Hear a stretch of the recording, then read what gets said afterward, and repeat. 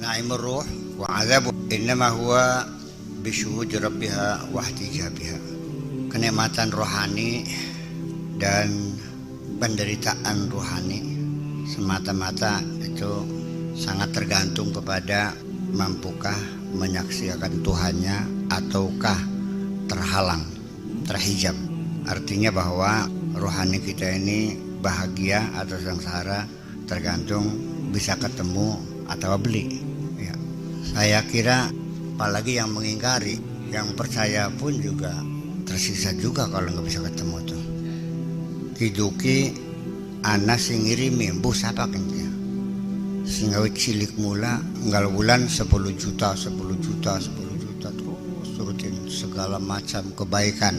Tapi beli beru siapa sih ngirim? Nah, penasaran itulah satu penderitaan.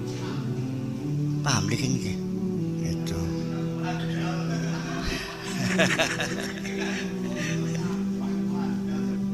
Tulis yang aneh maning, aneh sing beli pengen ketemu. Hari sampai pengen ketemu beli. Laman besok ternyata mong sih. Mong sih. Terus pengen beli ketemu, bagian duitnya bener. Ya, itu persoalannya. Wadzalika ba'da takhallusya min alamil asbah. Hal itu setelah rohani kita ini bisa terbebaskan dari alam benda, min alamil asbah, dari alam materialis. Wa taraqiha ila alamil arwah, dan sudah mampu meningkatkan diri ke tingkatan alam rohani.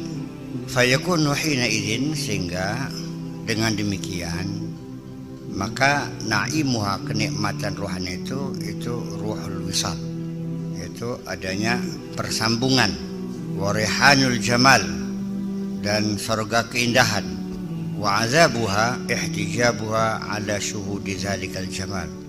Tersiksanya itu, penderitanya itu adalah terhalang, terhijab, tidak mampu melihat keindahan itu. Wa ba'daha anil kabiril muta'ali, dan setelah itu juga tidak bisa melihat, mengerti kebesaran Allah dan ketinggian Allah. Wa hadzal amr hasilun fi darid dawam li jama'il anam.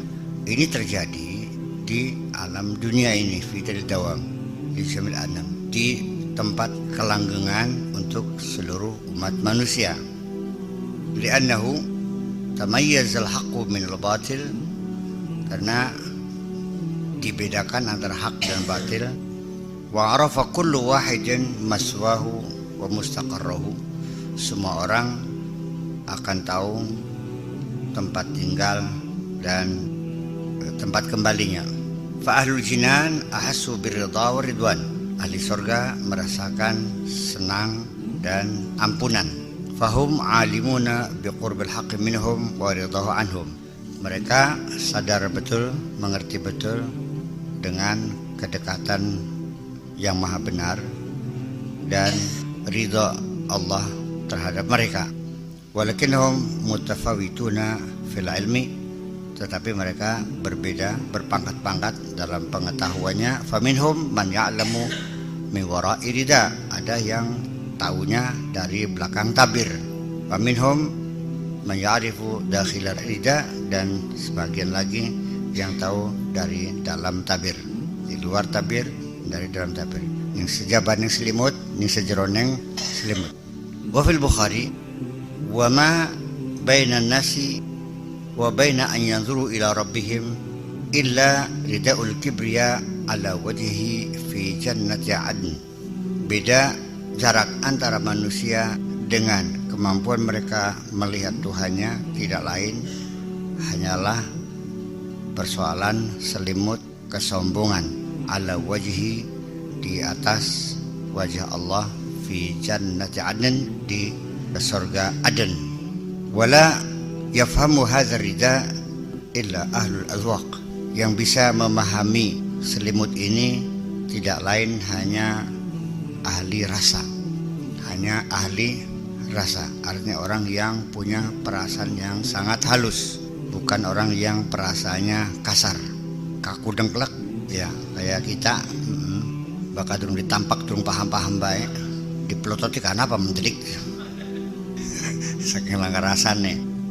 Wa amma ahlun nar fa ahassu bil bu'di minal wahidil qahar.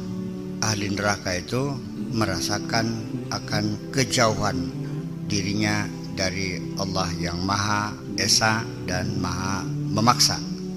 Fatadha'afa 'adzabuhum fi daril bawar, maka berlipat gandalah siksa mereka di dalam hari akhirat nanti. Persoalan melihat dan tidak melihat.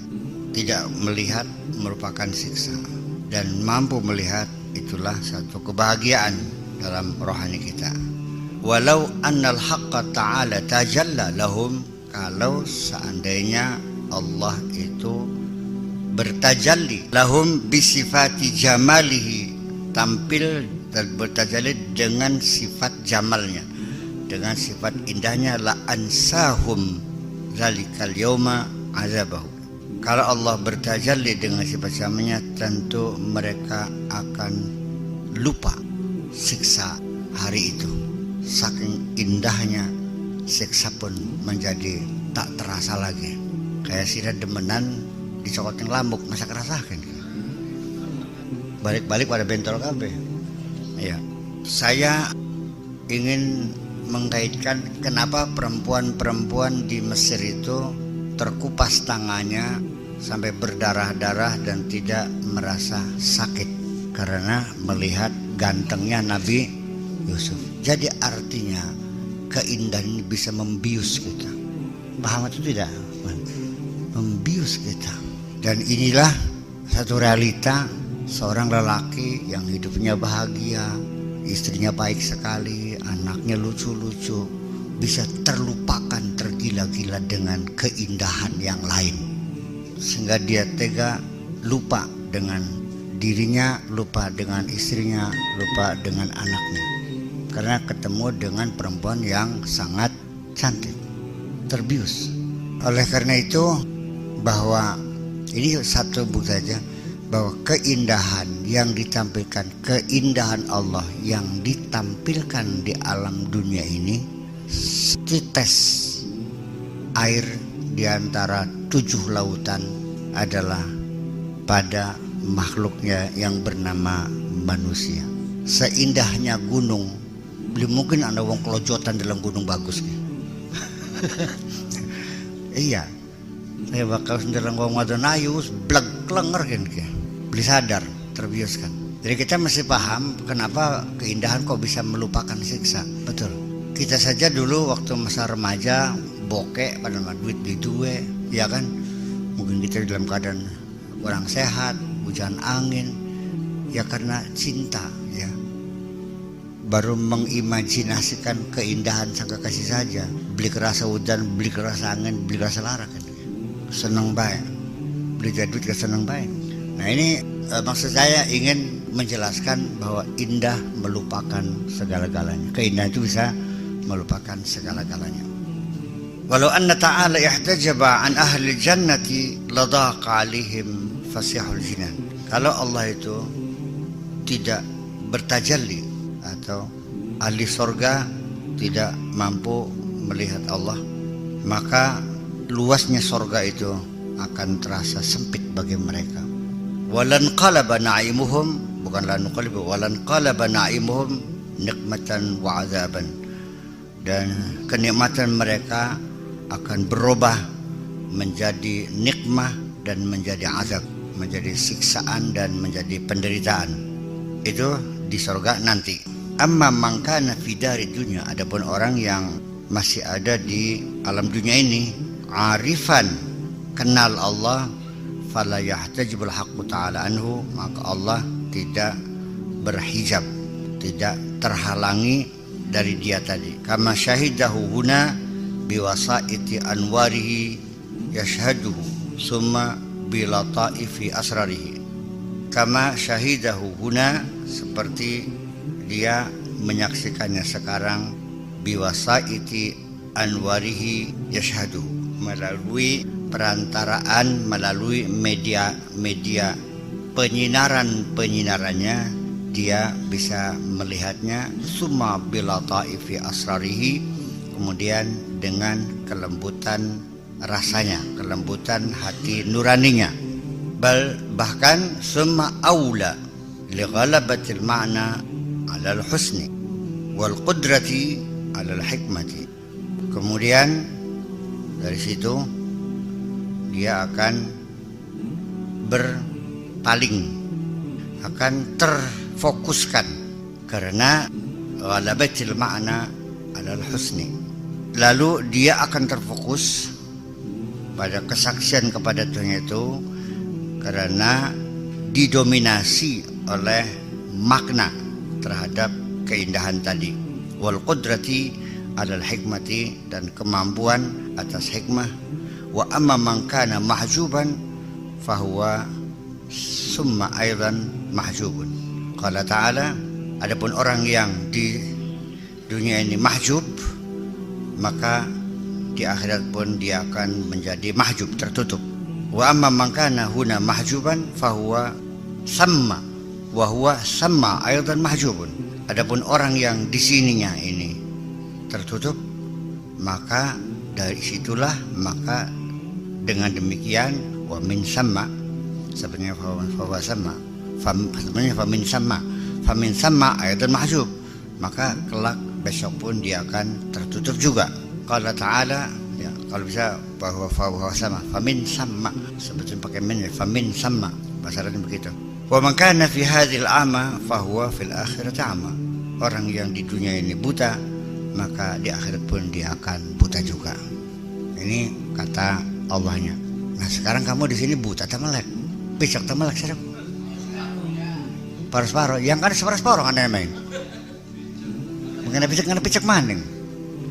Ya artinya bahwa sungguh sangat tidak masuk akal juga.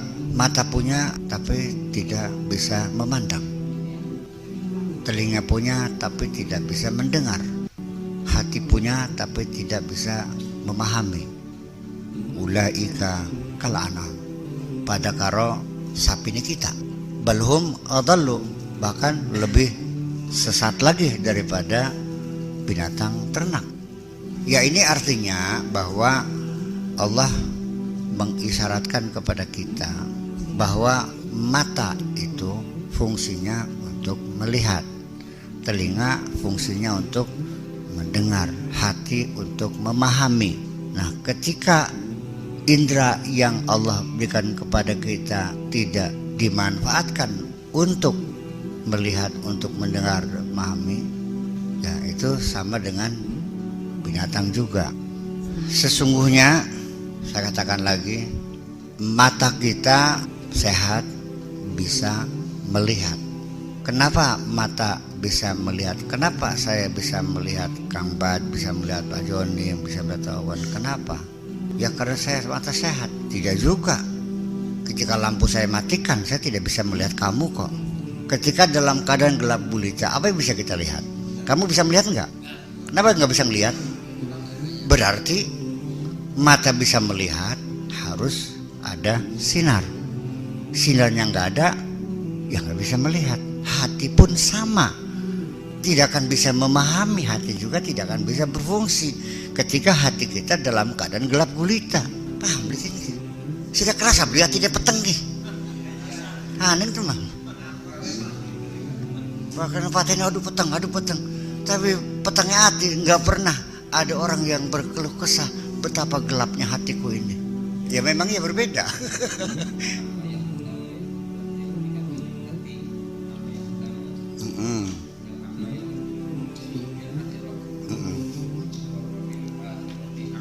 Sama apa? Ya sama. Ya kedua-duanya. Ya hatinya matanya. Hatinya nggak, matanya enggak. Bisa saja orang melihat dengan hatinya. Orang datang, seorang perempuan. Saya tahu dia mau ke Saudi, ke TKW, bareng magar Donga, kira-kira majikan Eman. Saya tahu nggak? Yang tahu bukan mata saya kok, hati saya yang tahu. Ya kan begitu. Jadi begini, ngomong balik maning. A'ma pertama, a'ma kedua, ya pasti berbeda. Kata itu tidak ada kepastian maknanya, kecuali kita tahu bagaimana kata sebelum dan kata sesudahnya. Beda kalimatnya, kata itu beda artinya. Seperti hatta ka'annaka tarahu fa in lam takun tarahu fa innahu yaraka. Fa in lam takun tarahu, fa'ilnya adalah mukhatab anta. Fa innahu yaraka, fa'ilnya adalah Allah Subhanahu wa ta'ala Dzul Jalalah. Melihatnya manusia dengan melihat Allah ada berbeda. Jadi kalimat ro'a ketika fa'ilnya berbeda, ya maknanya berbeda. Ya kan begitu? Apa? Yusalluna ala nabi. Allah berselawat, malaikat berselawat, manusia berselawat. Beda yang ngomong, beda makna. Si ngomong umurnya beda, maknanya beda. Tempatnya beda, maknanya beda. Waktunya beda, maknanya beda. Dan seterusnya. Ini makanya kajian kita ini sesungguhnya perlu pemahaman, pengembangan. Kanjeng Nabi sendiri ketika bicara kepada seorang sahabat, ini apa umumul lafzi, apa khususul lafzi? Kan banyak memang itu. Nah ini tidak berlaku umum, ini khusus. Lah isitulah dari tinjauan itu masih global. Nah kalau kita kan kajian psikolinguistik itu kan sudah terfokus bahwa ketika yang diajak bicara berbeda, pasti nuansa maknanya pun berbeda. Ya. Dan Nabi juga punya kira-kira dan sangat cerdik sekali bicara dengan intelektual, berbeda dengan orang bodoh. Maka ketika Nabi berbicara kepada orang-orang seperti Bilal, seperti Yasir bin Ammar, bangsa budak-budak beli orang bodoh, maka kita melihatnya Nabi ngomongnya sangat sederhana sekali. Tapi kalau ngomong Sayyidina Ali seperti terlalu dalam dan tidak mudah untuk sekedar diterjemahkan seperti biasa. Nah ini kan seperti contoh aja. Dunia sijilul mukminin wa jannatul kafirin. Kita ngomong kepada orang intelektual, kepada orang bodoh, salah paham kan gini. Jadi pembenaran untuk umat Islam bahwa melarat wajar karena sijilul mukminin. Bodoh, melarat, tukaran baik, ya kelanti, penyakit melulu, ya wajar yang artinya yang penjara. Saya bilang enak ya lo untuk beli paham. Ya seperti itulah kira-kira. Ya. Begini wa inna mata'amal qulub tuh bahwa pandangan mata ini sangat tergantung bagaimana posisi hati kita memandang. Sebaik-baiknya orang menurut masyarakatnya, tapi karena kita dislike kepada seseorang itu, karena memang dari kita tidak suka, hati kita nggak suka, maka mata kita tidak pernah melihat dia benar kok, salah baik. Kalau kita sudah senang pada seseorang, tangi turu belak dulu gak ayu baik seperti itu, Mbak. Jadi memang yang sesungguhnya yang buta itu hati, itu bahasa hakikatnya seperti itu. Walakin ta'amal qulub, tetapi hati yang buta ini. Kalau hati kita sudah buta, ya mata juga ikut buta. Tapi sekalipun mata buta, hati tidak akan buta. Itu persoalannya. Yang membutakan mata itu, yang membutakan hati apa sih? Ya itulah sikap kita, suka atau tidak suka, baik selera, dengan kepentingan. Kita merasa terancam kepentingan kita. Ya apapun yang dilakukan orang itu tetap kita a priori, ya. Nah, seperti itulah kira-kira. Jadi makanya jadi sesungguhnya nanti yang menjadi pusat penilaian kita, Allah bagaimana menilai kita. To the point. Wallahu yatawalla bisarair. Allah akan langsung melihat hati kita.